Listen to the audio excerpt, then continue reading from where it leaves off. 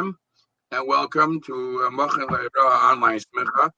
Here again, we are sitting with two Chashiva Bachrim, Uriel and Eliezer Altul, and we are discussing some of the matters in halacha which they did not discuss hundreds of years ago. You don't find it in the Mishnah and the Gemara, or even in Shulchan Aruch. But one of the qualifications for a dayan is that he has to be a navain. What is a navain? He has to be living with the times and be maven davar mitaych davar. He has, crock pots or all these equipment that we have today's days. Commercial equipment wasn't around 150 years ago either. And yet, the Rabbanim of today have to deal with the halachic issues, the kashering statuses, and all the problems, all whatever concerns may there be. Same as time goes, and as the world gets more developed and more computerized, there are so many shilas in the halacha that you have to be maven davar mitech davar. You have to have the roots. You have to have the makar and Shulchan Aruch, where to build, where to relate to the situation that you are looking to discuss today. So, in this class, similar to the last class, we are discussing a topic that we were asked by people about their kashrus, about its kashrus status. I don't know how long this is around. Maybe one of you two can help me. But this is called civet coffee. Now, I understand it has more than one name, and one of the names, pardon my Lashon Lakia, is not even the nicest name. I think one of the names I've seen written poop coffee.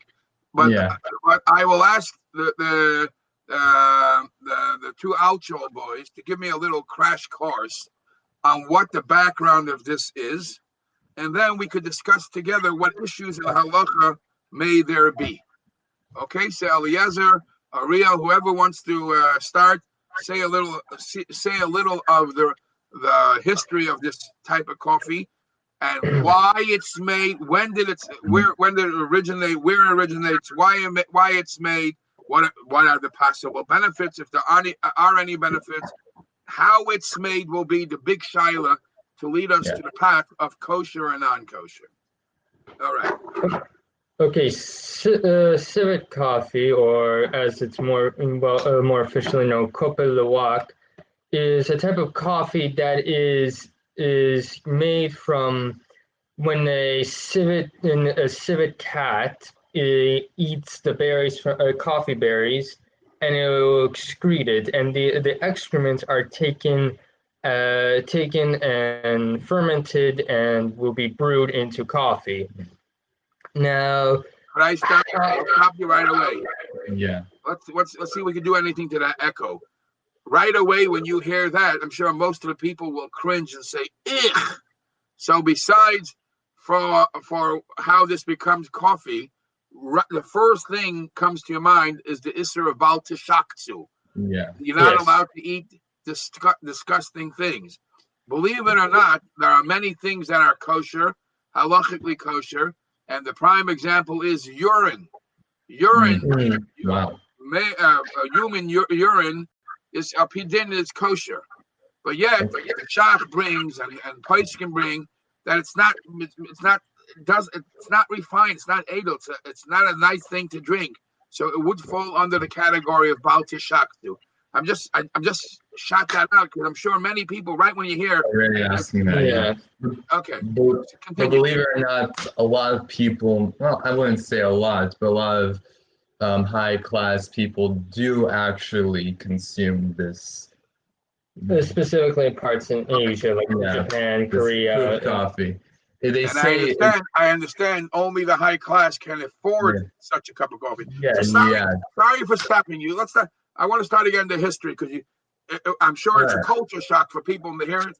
That's coming out of the excrement of the animal. They go, "Ooh, what?" So I just wanted to tell you that's the first red flashing light. Start again. Yeah. So to the history. Yeah. Okay. Yeah, I guess. Well, the history of it is that when the Dutch decided to expand their empire and make colonies, specifically in Indonesia, they would enslave the natives. Now, and one of the major exports that the Indonesia had was spices and coffee. For example, the Indonesia part of Indonesia is Java, and Java is known for its coffee. So, but the colonists, the natives, were forbidden to use any of the coffee for themselves. So they had no. So the only choice they had to have any form of coffee was the civet coffee, Kopelawak, which was the excrement coffee. So they were the. I once saw somebody making a comment, a joke.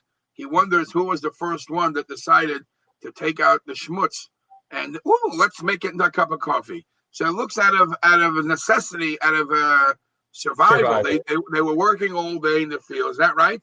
And they weren't able to take some of what they're picking, so they're only able to eat what was left on the ground from the schmutz. Yeah. Yes. About that. What was this is way back in the 19th century. What did they do with it when they saw the excrement of the animal, of the beans? What they took it as is, washed it up, and just made it. How does it work? They probably yeah, pretty much. They just took it. Comes out like a log. They took the coffee, the poop, and made a coffee. Quite bluntly like that.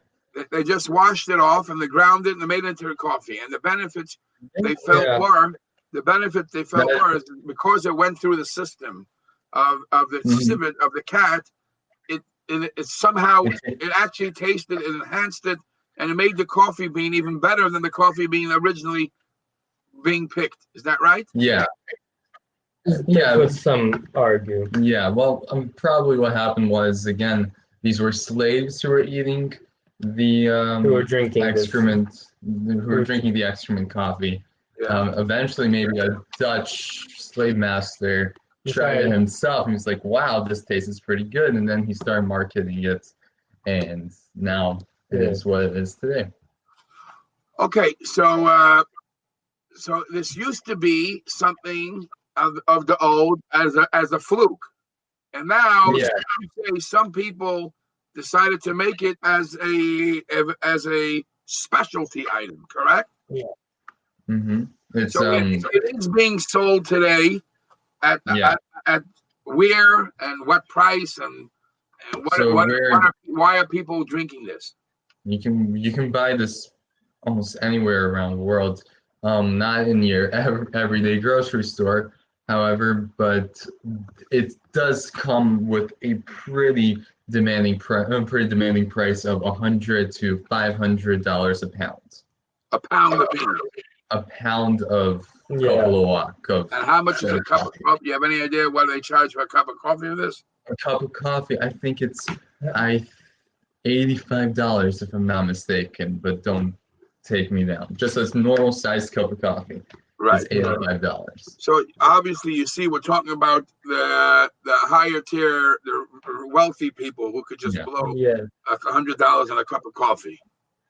Yeah. And the reason why somebody would want to do that is because the taste is better. Somehow the fact that it went through the system of the civet, it did something to the coffee to taste what? Anything you know? So they say there was a well, we'll get to criticism about the enzyme. So why it tastes better is that when the civet, the cat eats the coffee, it goes through the digestion system, and in the digestion system it breaks down the coffee with these certain enzymes that breaks down the protein, which makes the coffee have a more smooth taste. It kills the acidity, and just that a lack of acidity is worth apparently at $500, or some may say, well, sorry, what do you want?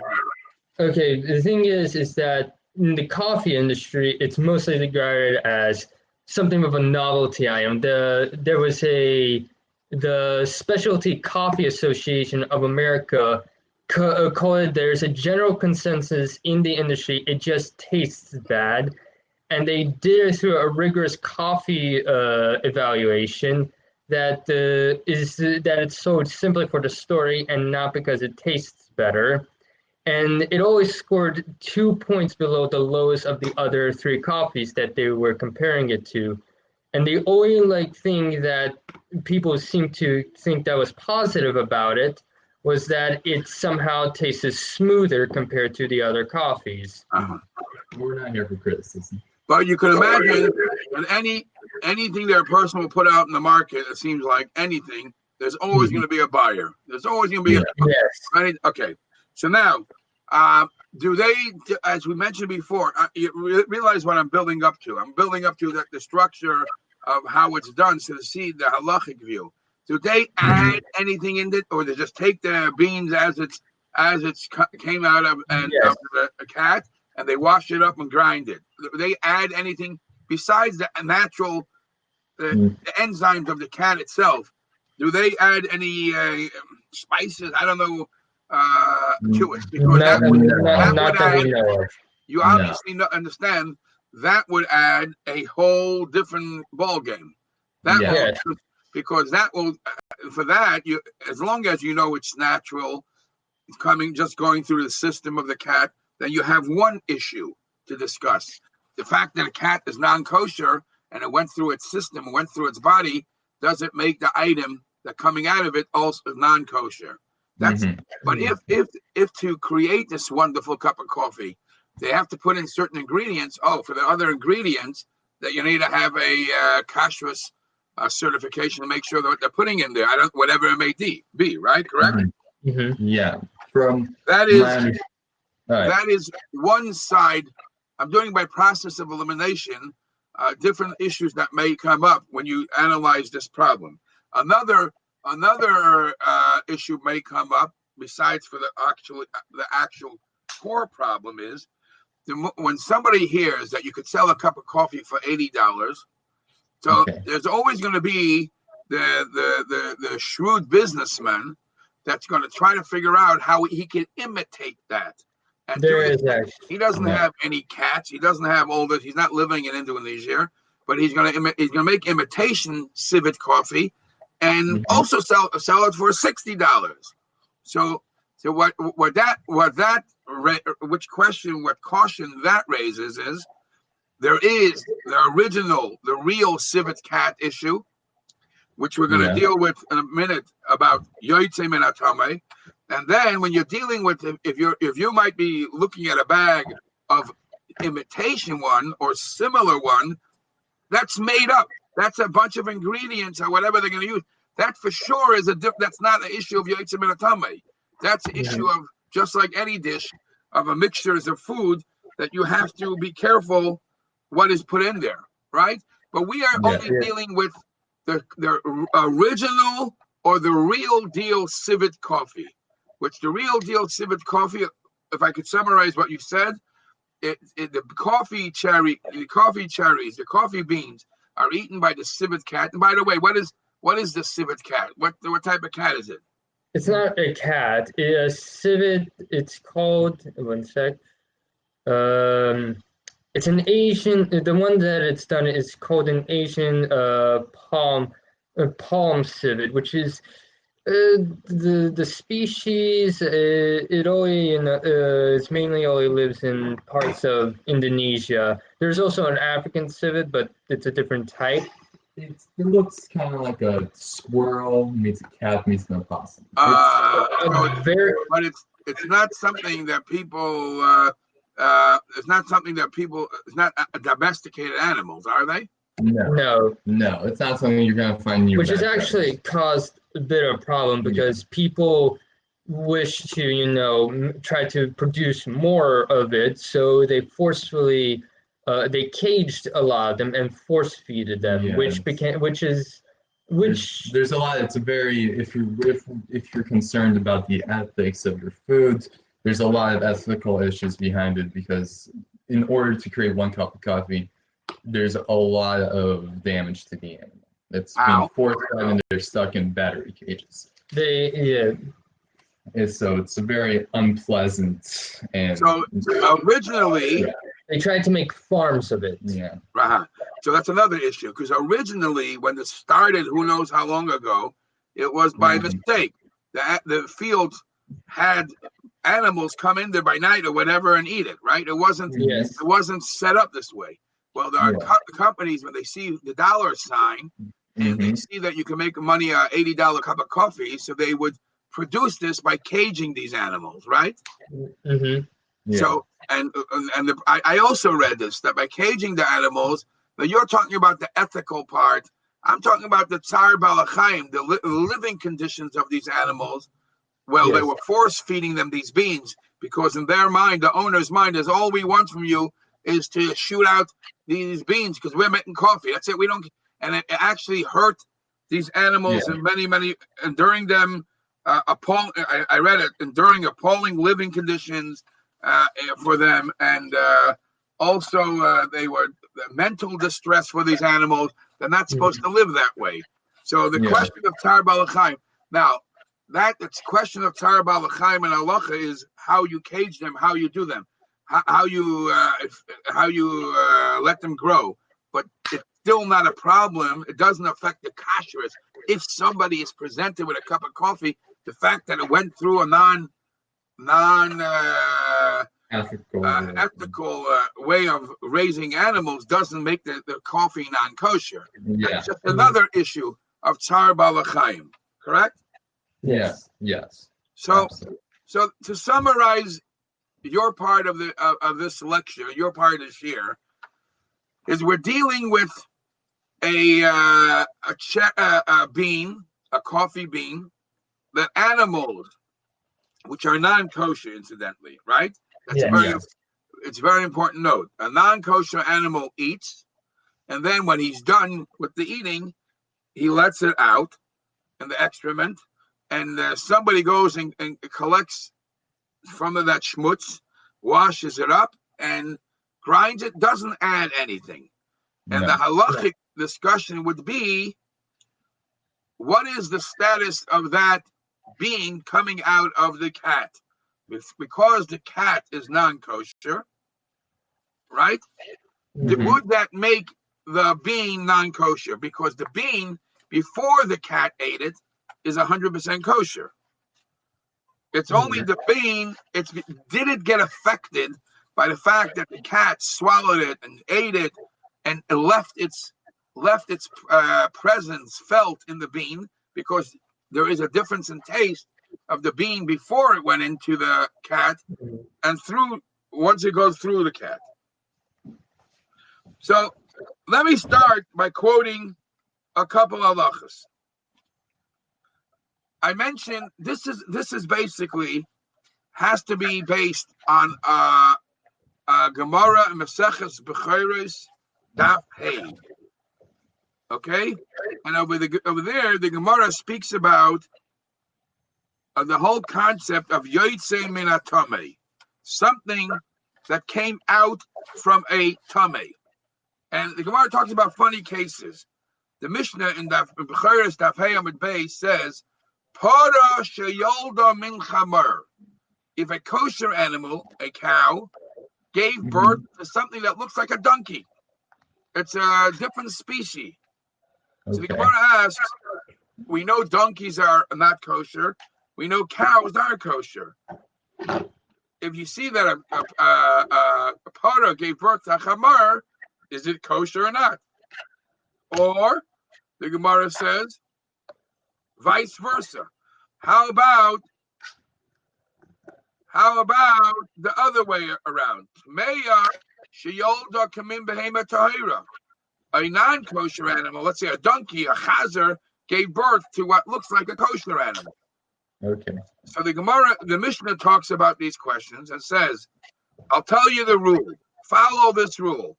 Hayotzei min hatamei tamei. Whatever comes from a non-kosher animal, whatever it looks like, if it came from the non-kosher animal, it's tamei. Hayotzei min hatar. If it comes out of a kosher animal, it's tar. In other words, whoever the mother is, whoever the creator of this is, where was it created? Even though the animal doesn't look the same, if it's yoytze min hatar, it's tar. It's yoytze min hatame, it's tame. So how would you compare those stories? Step one. How would you compare those stories to our coffee? What would you say the din by the coffee to be? Comparing, oh no. Would you categorize it as yoytze min hatame? We say that if it comes from something that is tame and it has contact with something that's tame, logically speaking, because the coffee came in and was eaten by the civet, which is not kosher, and it came out of the civet, which stays not kosher. Logically speaking, the coffee would be not kosher. However, there are cases where it's not like that. For example, like honey, where before the Gemara goes to honey, the Gemara asks, is one allowed to drink urine from a donkey? Okay. And the Gemara, before, it's a very unpleasant conversation, but the Gemara tries to make a difference between urine from a donkey and urine from horses or camels. Because urine from a donkey doesn't look the same as urine from camels and urine from horses.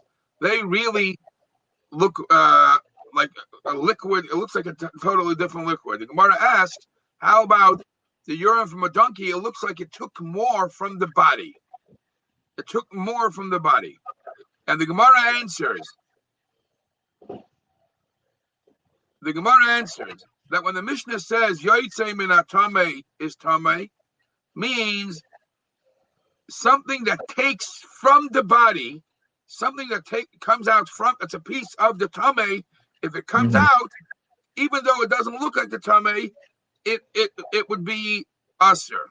But urine of a donkey, urine, it depends. If the urine is completely liquidy, like from the urine from a horse or urine from a camel, it's just cleaning out the body. It's just a liquid, but it's not part of the body. And that the Gemara has different ways how to learn that. And that leads to your question. Why does the Gemara say that honey from bees, obviously bees is a non-kosher species, and yet the honey that bees make, we eat. So the Gemara answer, you want to know why you're allowed to eat honey? It's not something that's from within. The honey is not a piece of bee. The honey is they take in some pollen from outside, and they don't release pieces of their own body. So now that changes the whole game. That's because the coffee itself is kosher. It's an external factor. But the thing is that while it passes through, the coffee changes. It takes in part of the civet, which means it changes. It's not very much like honey, which the honey doesn't change while it's in the bee. But with the coffee, it does change while it's inside the civet. All right. So here, I'm not here to pass. I just want to bring up all the discussion. Very good. You're hitting the nail on the target. First of all, let's talk. In halacha, it's brought that urine from a non-kosher animal, obviously, it's not a good thing to drink. But if by mistake some urine fell into a kosher dish, so usually we know that if something prohibited falls into a dish, we need to have shishim against it. Urine 60 times. Urine we don't need. Urine, as long as the food is much more majority than the amount of urine that fell in, that's good enough. If it's urine from a human, then we don't even need anything. And yet the Gemara says, as mentioned before, the place can say, even though there is no isser al pidin to drink human urine, but mitzad balta shaksu, because it's something disgusting, you got to stay away from it. But even though it's balta shaksu, that's what. Since it's because of balta shaksu, you stay away from it. If it fell into a dish, a little urine, a human urine fell into a dish, you don't even need drive, you don't need anything, because it's not isser. It's just something that it's disgusting. So disgusting, you could overrule by any year. So, anyways, you brought up the point very nicely. You said perhaps this is a difference. It's obviously it tastes different because it's benefiting from the fact that it went through the process of the cat. Correct? So, so therefore, you want to say it is completely to say that it's yotzei min hatamei. It's a piece of the tamei, not. But you cannot also say that it is nothing there, because nothing. The fact is that the beans taste different. So it did benefit something from going through the digestive system of the cat. Yeah? Yep. So that leads us to the next thing. And that is, let's say it's true. And it is true. That it did something to the bean, but where are you picking this bean up? You're picking it up from its excrement, right? Yes. How does halacha look at that?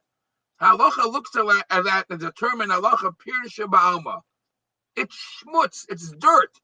When somebody's picking it up from there, he's basically collecting garbage. Garbage is a big problem to consider garbage isser. When the Torah, most of the isurim, when the Torah prohibits, the Torah says a nice piece of chazer, not for you, not for Jews. Lobster, not for you. Things that people eat, there are limitations what a yid can eat.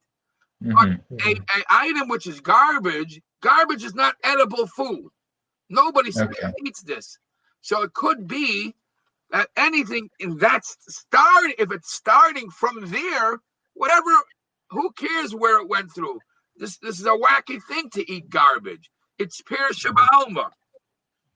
So therefore, some say, I don't even have to be worried about what you're saying. It benefited from the fact that there is something there. It's schmutz.